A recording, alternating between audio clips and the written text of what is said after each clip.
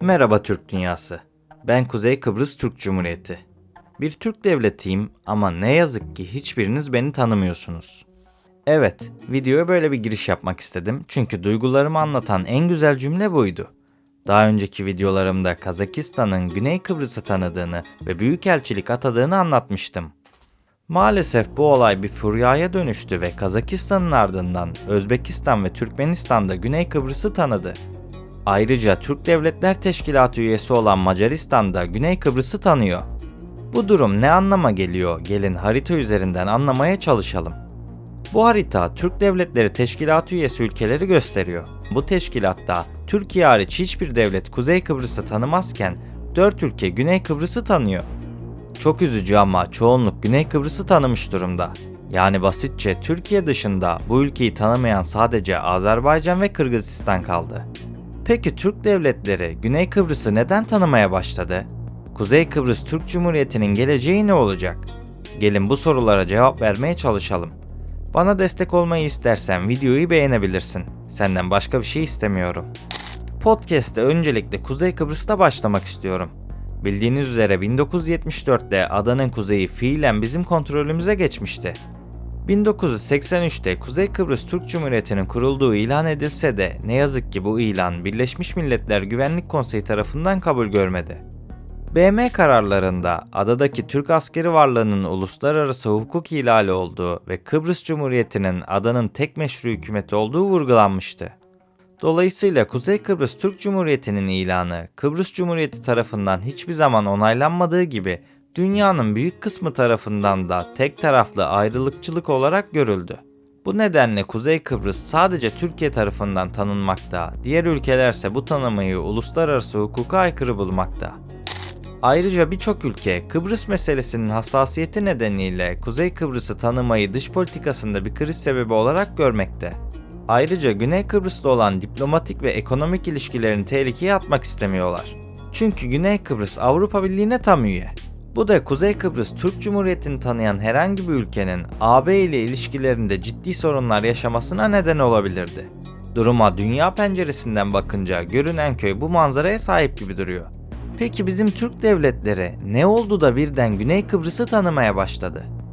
Türk devletlerinin Güney Kıbrıs Rum yönetimini tanıması bana kalırsa doğrudan Güney'i destekleme anlamına gelmiyor. Fakat bunu söylerken neleri baz aldığımı şimdi anlayacaksınız. Bu durum uluslararası sistemin ve diplomasinin nasıl işlediğiyle, siyasi çıkarlarla ve baskılarla doğrudan orantılı. 1950'lerden bu yana Kıbrıs, resmen Kıbrıs Cumhuriyeti adıyla tanınan tek bir devlet olarak uluslararası topluluk tarafından kabul edilmişti. 1960'ta kurulan bu cumhuriyetin kurucu unsurları arasında Kıbrıslı Türkler de vardı. Ancak kısa süre sonra Türklerin yönetimden dışlanması ve 15 Temmuz 1974'teki darbe girişimiyle birlikte adanın kuzeyi fiilen Türk kontrolüne geçti. Kuzey Kıbrıs 1983'te bağımsızlığını ilan ettiğinde Birleşmiş Milletler bu ilanı kınadı ve üyelerine Kuzey Kıbrıs'ı tanımamaları çağrısında bulundu. İşte bu noktadan itibaren uluslararası sistemde Kıbrıs Cumhuriyeti adıyla yalnızca Güney Kıbrıs temsil edilmeye başlandı. Azerbaycan, Kazakistan, Özbekistan, Türkmenistan ve Kırgızistan gibi Türk devletleri uluslararası camiada bağımsızlıklarını kazandıktan sonra Birleşmiş Milletler'e üye oldular. Birleşmiş Milletler sistemine dahil olan her devlet otomatik olarak BM üyelerini tanımış sayılır. Yani bu devletler bugüne kadar Güney Kıbrıs'ı özel olarak tanımamıştı. Zaten üyelerin tanımış olduğu bir devleti tanımış sayılmışlardı. Dolayısıyla Kuzey Kıbrıs Türk Cumhuriyeti Birleşmiş Milletler üyesi olmadığı için böyle bir durum söz konusu olmadı. Öte yandan yeni kurulmuş bir devlet için Kuzey Kıbrıs'ı tanımak yalnızca Rum kesimiyle değil Avrupa Birliği, ABD ve genel olarak Batı bloğuyla ciddi diplomatik kriz yaşamak anlamına gelebilirdi. Dolayısıyla bağımsızlığını yeni kazanmış Türk devletleri, bağımsızlıklarının ilk yıllarında Batı ile iyi ilişkiler kurmaya, ekonomik kalkınma için dış yatırımlar çekmeye ve iç karışıklıklardan kaçınmaya çalıştılar. Kimse darılmasın ama Kuzey Kıbrıs'ı tanımak Batı ile ilişkileri riske atacak kadar büyük bir adımdı. Çünkü o dönemler Ruslar zaten büyük bir tehditti. Buraya kadar her şey normal. Fakat geçtiğimiz günlerde Kazakistan'ın başını çektiği, ardından Özbekistan ve Türkmenistan'ın da bu furyaya dahil olduğu bir tanıma süreci gerçekleşti. Ne yazık ki bu üç kardeşimiz Türk Devletleri Teşkilatı'nın temel ilkelerini çiğneyerek Kıbrıs Türk halkını yok saydı. Avrupa Birliği'nin 12 milyar euroluk yatırım paketiyle gelen bu yeni diplomatik açılım Turan fikrinin önüne geçti. Gerçeği söylemek gerekirse hiçbir zaman Turan'ın olmayacağını dillendirenlerden biriydim. Gerek bürokrasi, gerek diplomasi, gerekse demokratik anlamda ne yazık ki her bir Türk devletinin kendi içinde sorunları olduğu için federatif bir yapının yürümeyeceğine inanıyordum. Ama ekonomik ve askeri anlamda birbirimizi desteklememiz gerektiğini düşünen biriydim. Bu yüzden bu üç ülkenin yaptığı şey beni oldukça şaşırttı. Zira yakın zamanda Kuzey Kıbrıs'ın tanınabileceğini umut ediyor ve bu girişimi sıklıkla dillendirerek destek veriyordum. Velhasıl gelinen bu noktada ne yazık ki kazanan Brüksel oldu. Kazakistan, Özbekistan ve Türkmenistan. Bu ülkeler Güney Kıbrıs'a büyükelçi atamadan önce ne Ankara'yı aradılar ne de Türk Devletleri Teşkilatı'na danıştılar. Bana kalırsa bu durum maalesef Türkiye açısından kötü bir imaj oldu. Ne yazık ki bu duruma tepki göstermek yerine sessiz kalmayı tercih ettik.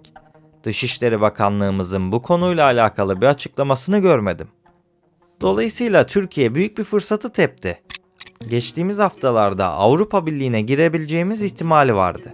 Bununla ilgili Avrupa Birliği kapana kısıldı demiştik.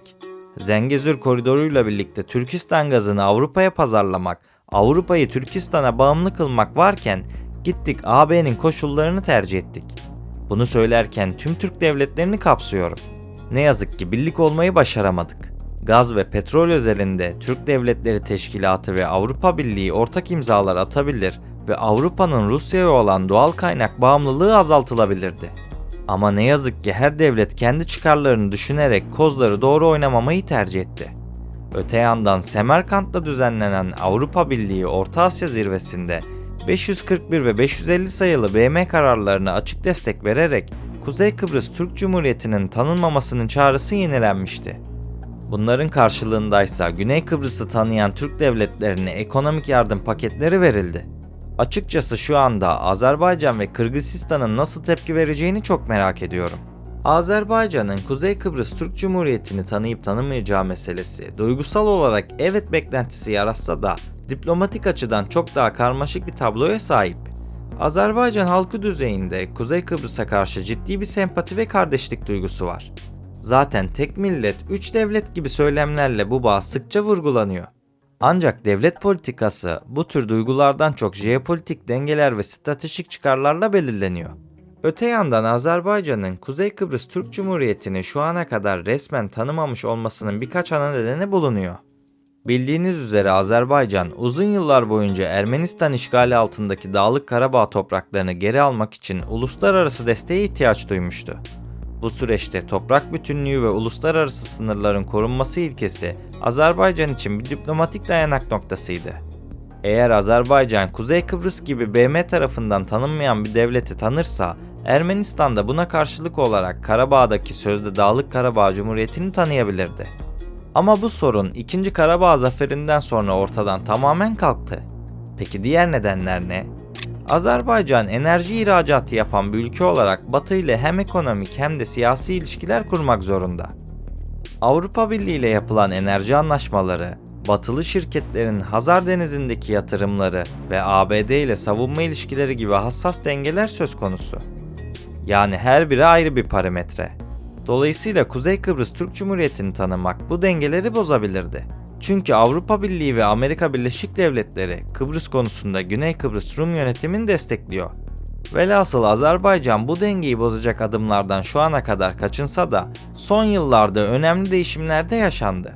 Mesela 2023 yılında Kuzey Kıbrıs'tan bir heyeti resmi olarak Bakü'de ağırladılar. Türk Devletleri Teşkilatı'na Kuzey Kıbrıs'ın gözlemci üye olarak alınmasına destek verdiler. Bu küçük ama sembolik adımlar Azerbaycan'ın Kuzey Kıbrıs'a verdiği desteğin ilerlediğini gösteriyordu. Şu ana kadar tanımı olmasa da tanımaya giden yolun ısındığını söylemek mümkün. Fakat önümüzdeki yıllar ne gösterecek inanın bilmiyorum. Her an her şey değişiyor. Peki bu konu hakkında siz ne düşünüyorsunuz? Kuzey Kıbrıs konusu tamamen bir ütopya mı? Hiçbir zaman uluslararası arenada tanınmayacaklar mı? Diğer ülkelerin Güney Kıbrıs'ı tanıması, Türk dünyasındaki birleşmenin önüne geçecek mi? Evet, cevaplanacak çok soru var. Bu yüzden fikirlerinizi yorumlarda belirtmeyi unutmayın. Beni buraya kadar dinlediğiniz için teşekkür ederim. Bir sonraki videoda görüşmek üzere. Kendinize iyi bakın. Sağlıkla ve barışla kalın.